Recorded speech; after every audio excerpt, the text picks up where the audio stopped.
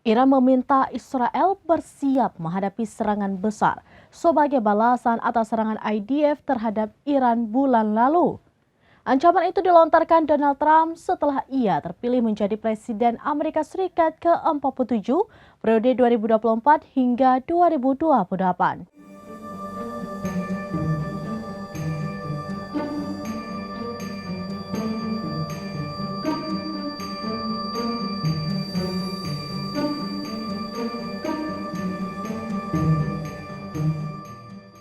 Para pejabat barat memprediksi Trump mungkin menerapkan sanksi lebih berat pada Iran dan mendorong Israel untuk menargetkan situs nuklir negara tersebut. Tidak hanya itu, kemenangan Trump diproyeksikan bakal membawa banyak dukungan bagi Israel dalam melancarkan serangan di Timur Tengah. Menanggapi komentar tersebut, pemerintah Iran justru menganggap remeh hasil pemilihan Presiden Amerika Serikat dengan mengatakan bahwa hasil pemilu tersebut tidak penting. Kepada kantor berita lokal semi-resmi Tasnim, juru bicara pemerintah Iran, Fatemeh Mohajirani menegaskan, siapapun yang memenangi Pilpres Amerika Serikat tersebut tidak akan membuat kebijakan umum Iran berubah.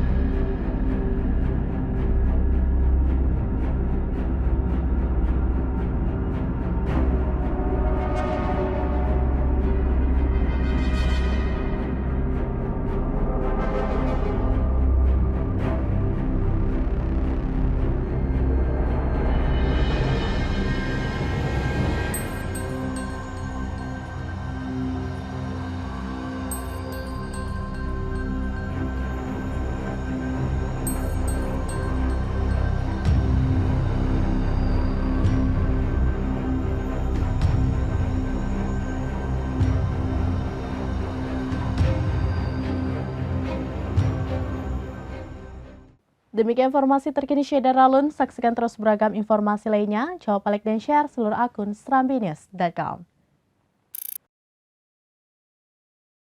Download Tribun X sekarang.